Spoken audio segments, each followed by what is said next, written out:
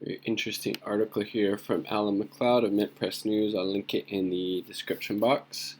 U.S.-backed coup government in Bolivia suspends elections for a third time. And again, this was the right-wing military coup that overthrew the democratically elected government of Evo Morales in Bolivia in November of 2019. It's disgusting and it needs to be called out for what it is. In response to the delayed elections, Bolivia trade unions had given the government 72 hours to reverse the decision, threatening indefinite mobilizations to restore democracy. So getting some pushback there from trade unions in Bolivia, which is awesome because this kind of explains why they're delaying it. Amid rapidly worsening COVID-19 pandemic, Bolivia's coup government has once again suspended much anticipated elections that were due to be held on September 6th. This is the third time the administration of Janine Anez has postponed them because of the virus, setting a new date for October 18th. The move has drawn condemnation from both the left and right, but for different reasons. Mint Press's Oli Vargas, who covered events from inside the country since last year's November 10th coup, was dismayed, announcing, Bolivia's unelected coup regime has extended its illegitimate power by canceling elections once again. When we get to October, they'll invent another reason to postpone, then another till they found a buyer for the lithium and other natural gas and other natural resources. This is a dictatorship. Former President Evo Morales of the Movement to Socialism MAS party agreed, stating that, quote, the de facto government wants to gain more time to continue the persecution of social leaders and against MAS candidates. It's yet another form of persecution. That's why they don't want elections at September 6th. Meanwhile, coup leader Fernando Camacho rejected the new date, demanding elections be scrapped altogether, a position shared by far-right Santa Cruz Civic Committee. And I mean, it just needs to be pointed out. Basically, whatever side the U.S. government, the State Department, backs in these situations, you could often, more times than not, pretty clearly see they're doing it for ulterior motives, like backing this military dictatorship because they'll open up the country to resource, extraction, to exploit their natural resources and exploit their labor there for, things like the military-industrial complex and these other multinational corporations like Tesla. Morales was re-elected in October for another 5-year term. A popular president, he reduced poverty by half and extreme poverty by 3/4, while increasing the inflation-adjusted per capita GDP by 50% in his 13 years in office. He managed this primarily through a series of nationalizations. Obviously, that would piss off the Western powers because he's making the country work for the people there and not these imperial interests. Nationalization of the country's key industries and by expelling the predatory IMF from Bolivia. Good. But in November, the military and the police intervened, demanding he resign. Military coup. Today, he lives in exile in Argentina. Nevertheless, the polls show, this is the real reason that they're delaying this. Nevertheless, the latest polls show that the MAS candidate, Luis Arce, who served as Morales' finance minister, would win the election outright on the first ballot if it were held today. Arce accused Anez of using the pandemic as a pretext to extend a rule. Exactly. He's exactly on point. From popular mandate to elitist candidate. Check this out. This is the supposed leader of Bolivia right now. A little-known senator from a party that received only just 4% of the vote in October, Anez was handpicked by the military to become the new president.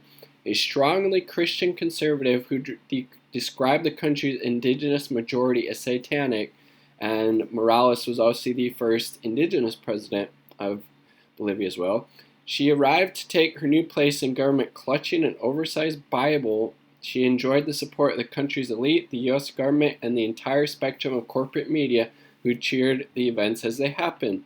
The new administration immediately began to suppress and criminalize dissent, including massacring protesters who objected to the takeover. Despite leading in polls, the the MAS movement towards Socialism Party have been suppressed, with many of their leaders jailed or facing dubious charges. Morales himself faces life in prison for terrorism if he sets foot in his country again. Check this out. Bolivians burned effigies of Jeanine Anez and other officials in the U.S.-backed coup government during a protest in La Paz, July 14th. Photo from Juan Carita, AP. Anez has also overseen the selling of the country. This is why they appointed her. This is why, the U.S. is also trying to support, Juan Guaido, because he would sell off these natural resources in Venezuela, be able to exploit the natural resources there, exploit the people, which is exactly what Anez is doing in Bolivia. Anez is also overseeing the selling off of the country's national resources, including in the hydrocarbon industry. And it's completely reoriented its foreign policy. That's why the U.S. supports them. Completely reoriented its foreign policy to align with the U.S.'s. She has also begun working with the IMF, taking out a $327 million loan in April. The IMF is not some, benign, altruistic, agency. What they do is they come into these countries. Here, we give you this money, but you got to enact these austerity measures. You got to open up your country to these multinational corporations. You got to privatize these nationalized services. It's disgusting.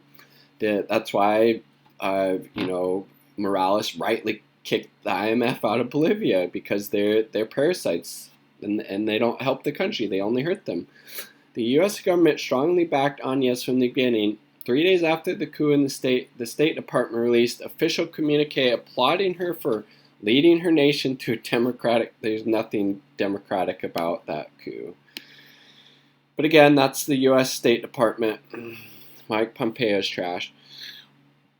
The stated reason for the postponement of the election is the country's continued inability to deal with the coronavirus pandemic. Supreme Electoral Tribunal President Salvador Romero said the move was necessary to keep Bolivia's hospitals and cemeteries from collapsing under the strain of increased deaths.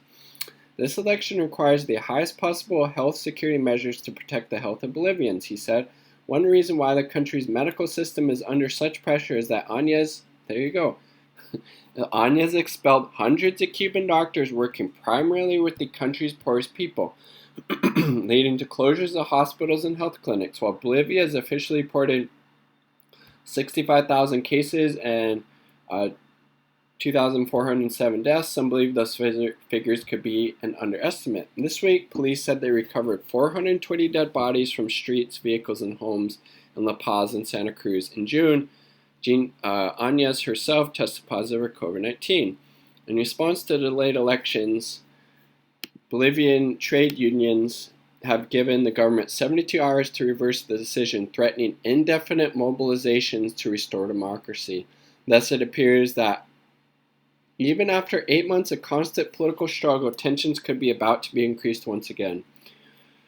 So, it'll be very interesting to see what happens in 72 hours if the government doesn't reverse this order postponing the elections in Bolivia for a third time.